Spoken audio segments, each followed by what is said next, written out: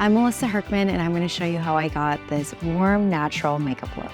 So I'm starting with the under eyes and using these under eye patches. This is going to depuff and hydrate the skin and prep it for any under eye concealer and powder that we're going to use. And starting with brows, I'm just filling in little tiny gaps of the brows. I don't want it to be overly filled in. I'm just going to create shapes so it supports the eyeshadow that I'm going to do. Now I'm going in with a cream eyeshadow just to add a little bit of warmth to the eyes. Now over top the cream eyeshadow, I'm just using this caramel brown, and I'm tapping the eyeshadow to build more color and then using windshield wiper motions to blend that product out. Now I'm using this deeper rich brown and I'm adding this to the outer part of the eye to add a lot more depth. Now I'm just adding a little bit of shimmer to the center of the eye just to add a little bit more brightness. Now I'm just adding a little bit of highlighter to add a little bit of brightness there as well. And now I'm just lining her eyes with a deep brown eyeliner. So taking a dense brush, I'm just softly diffusing this color out towards the outer part of the eye. And then now I'm just going to line the inner part of her top lash line. So the eyeshadow on the top of the eyelid is completely done. I'm now going to remove the eye patches. These caught a little bit of fallout, as you can see. Now going into skin, I'm just going to add a little bit of corrector underneath her eyes to help balance out and correct any darkness. And I'm just using a very soft wash of this corrector to keep the skin really nice and glowy. I'm just adding a liquid illuminator. So that's on the tops of the cheekbones and then down the bridge of the nose and on the high points of the temples. Now for foundation, I'm spreading this out on my palette really evenly. That way when I pick up this foundation with my brush, I'm not picking up too much product at once. This shade matches her body perfectly, so this is going to be the outer perimeter of her face. And then I'm going to use a lighter shade in the center. I always like to bring the foundation down the neck, so that way the foundation and the body matches the face. And a tip for making your makeup look really nice and natural is try not to add as much product as possible to your nose and your forehead. That is the most detectable spot when you're wearing makeup.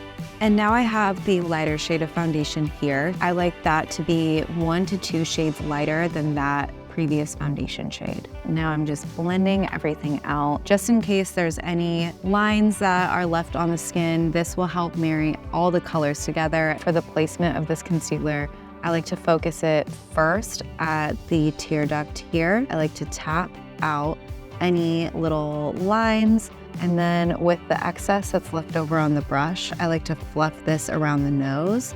And then I'll bring that around the mouth because we tend to get a little bit more discoloration or redness around the mouth as well. And now I'm going in with cream bronzer, and this is just to help warm up her skin a little bit more. And Patty's already really nice and warm up at the top of her forehead, so I don't really need to put too much warmth up top. This is more so to balance the warmth here to her cheekbone and her jawline. I just want a little bit of that pigment.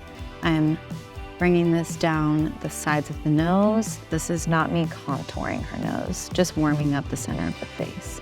Now I'm applying liquid blush, and I'm applying directly to the apples of Patty's cheeks. This shade of blush is really beautiful on Patty's skin because it's more of a peachy terracotta undertone, so that way it looks really nice and warm on her skin. This is the forehead highlight.